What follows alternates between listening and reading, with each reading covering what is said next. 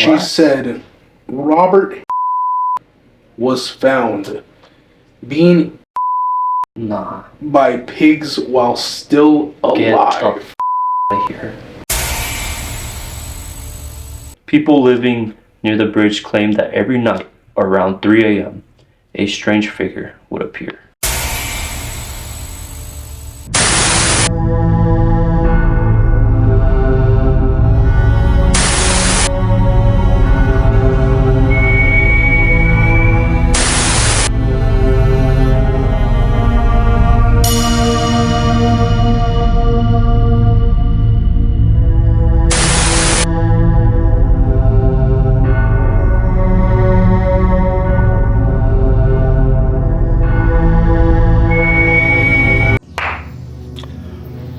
What up?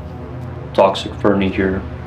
Today I'm here, Alex, the supplement god, Cortez, El Compa Juan. Thank you so much for being here today, dude. I really appreciate you taking time out of your day for you to come here on the channel and tell a scary story to the audience. Now, for this video, both me and mi compa Juan, we both have a scary story to tell. This is gonna be a little different from most scary storytelling. In the past, I've told stories from other people. People on the channel have told stories about other people. But in this particular video, we are going to be telling stories that we have asked our own application of Chat GBT. We both took the time today to ask Chat GBT what type of story we can tell for the channel. And since we live here in the state of Oregon, is pretty well known to have, let's say, paranormal activities going on in certain places. Maybe a lot of you know, maybe a lot of you don't, but stay tuned for our scary storytelling from ChatGPT. Let's begin. Compa Juan, I'll go first. Compa Juan, the story I'm about to tell you is called The East Side Ghost of Medford, Oregon, 1911. Before I continue, if you are listening to this, please be sure to have some headphones in, crank up the volume, and just listen. I want you guys to imagine this as I'm telling the story. In the early 1900s, Medford was still a quiet town. Streets were dark at night. There were no streetlights like today. Most people were asleep by midnight. But in 1911, something strange began happening on the east side of town near Bear Creek. It started with rumors. People living near the bridge claimed that every night around 3 a.m. a strange figure would appear. Neighbors thought it was just someone walking late at night until they realized no one could move the way that this thing did. Witness described it as a white glowing shape, sometimes like a misty person or other times like a floating ball of light. It didn't walk, it hovered. At exactly the same time each night, the figure would rise near the bridge and began moving fast across the open field beside the railroad tracks. It passed over fences, wagons, houses, without ever slowing down, as if nothing in its path physically existed. What disturbed people the most?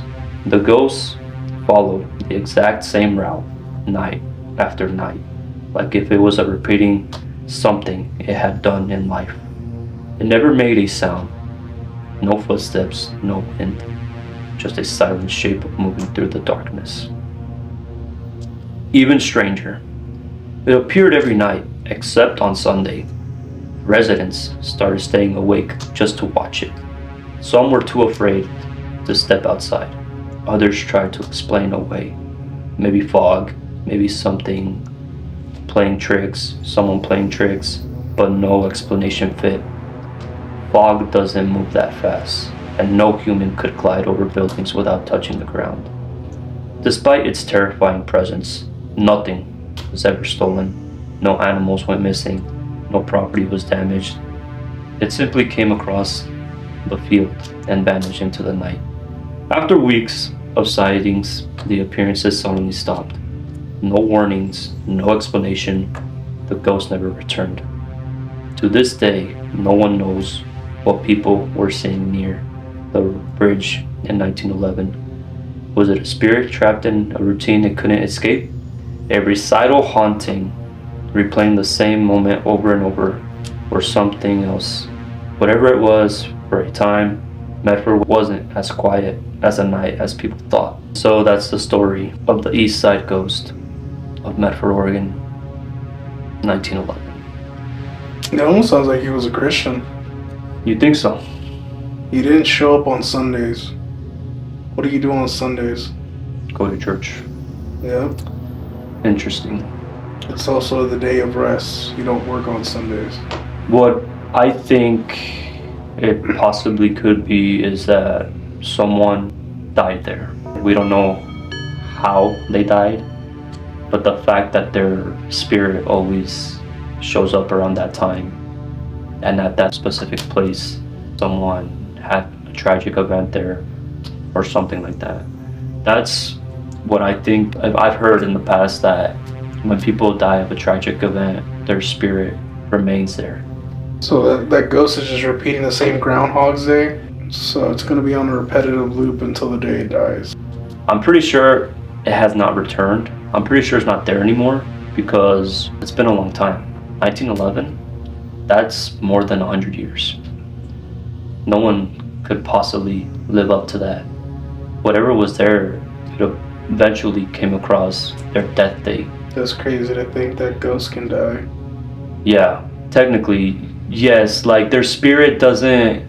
How would I say it? Like they die, but their spirit doesn't transcend until the day of the date that we're supposed to die. Does that make sense? We as people die, right? Right. And then we end up as a spirit, so we're not necessarily dead. But then you die as a spirit because you're no longer a part of the middle plane. You're no longer a part of the living plane. So you get to pass on to another life. So you're no longer existing as a ghost. You're existing as a spiritual entity, whether in the mid-plane, heaven, or hell. So in a sense, well, isn't that not death? I don't know. Your mind just starts thinking of like, dang, is this real? What is this? It's crazy to think about that, but that's just my personal opinion. Everyone is gonna have their own personal opinion. But what I think. Did you hear that? Yeah. What was that? I don't know. Weird. I think this is happening because we're telling scary stories. Let's just hope that when our time is up, it's gonna be up because that's it, you know? Like, we have nothing else to do in this world. I feel like once we die, but yeah, we still have stuff to do in this world, that's when our spirit is gonna stay trapped in that cycle because that was the last thing we did. I don't know. I can see that. Yeah. It's crazy to think about for sure. Alright, Compa Juan, now it's your turn to tell your scary story. Please share us the story that you have for us today. The true horror from Wimmer, Oregon. The pig that never forgot. Now, there's two iterations to this. I'll do the second. In rural southern Oregon, where the land stretches wide and the neighbors are miles apart, there was a pig farm no one liked to talk about. The property sat near Wilmer, Oregon, not far from Eagle Point. 20 acres, quiet, isolated, and owned by a woman named Susan Monica. She lived alone, except for her pigs. Big pigs, dozens of them, always hungry. In 2012, a handyman named Stefan Delcino, age 59, was hired to work on the property.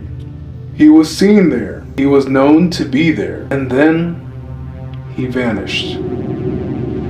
No phone calls. No goodbyes. Nobody. Susan Monica told people different stories. That he left. That he killed himself. That he shot him in self-defense. Each version changed. The pigs kept growing. September 2013. A year later, another man arrived to help around the farm. Robert Haney, age 56. Once again, the neighbor saw him working the land, and once again, he was never seen alive again. What? January 10th, 2014. That's when everything cracked open. Authorities noticed Haney's EBT card was still being used months after he was disappeared. How was that possible? You'd be surprised. Police drove out to the farm, but what they found wasn't a crime scene. It was fragments. Partial human remains. What? Some buried, some bagged, some missing entirely. And then the investigation turned their attention to the pigs. Forensic experts testified in court. Some of the recovered bones, including leg bones, showed clear signs of being chewed by large animals. Not wildlife, farm animals. Pigs. Susan Monica's statement, when questioned, Monica didn't deny the death. Instead, she described the scene that made seasoned detectives pause. She said Stefan Delcino was shot multiple times, and then afterwards, the pigs consumed his body. No. She What? said Robert Haney was found being eaten No. by pigs while still Get alive. the fuck out of It gets worse. And then she shot him to end his suffering. here. While the pigs were eating him. Yes. What? Later, she admitted she wasn't sure whether he was alive when she pulled the trigger. Her story shifted. The evidence did not. April 2015, the trial. The trial lasted 6 days. The jury deliberately less than 1 hour. The verdict was unanimous. Guilty. 2 counts of murder. Abuse of corpse.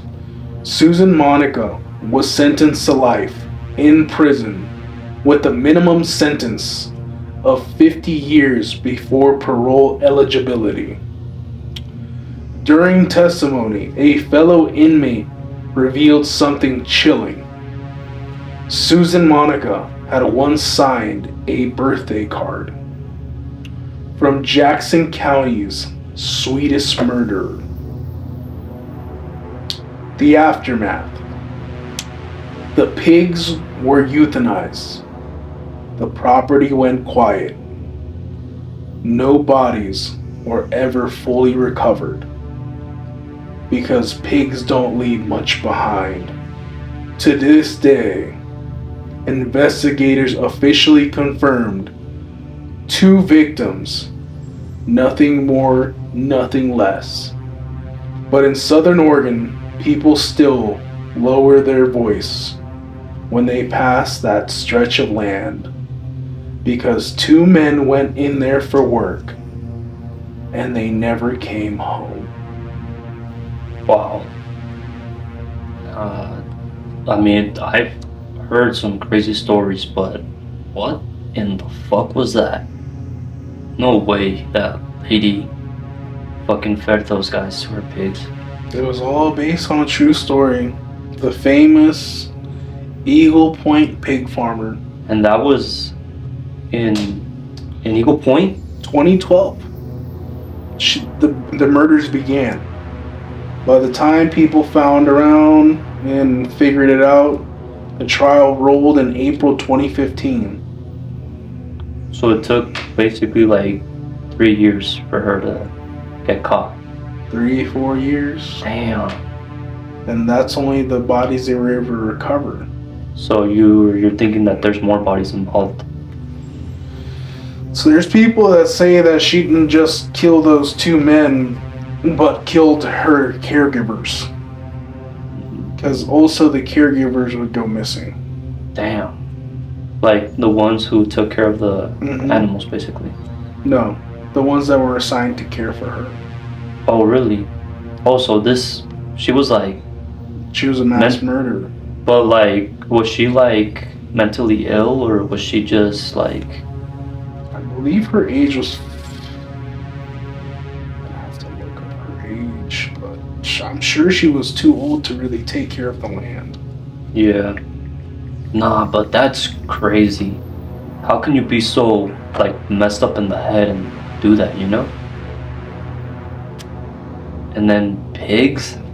She is currently 66 years old. Oh, she's not gonna last long.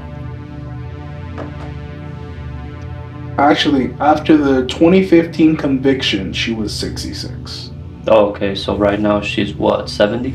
76? It's been 10 years. And she's still alive? There's no way she's alive. There's no way she's alive. What?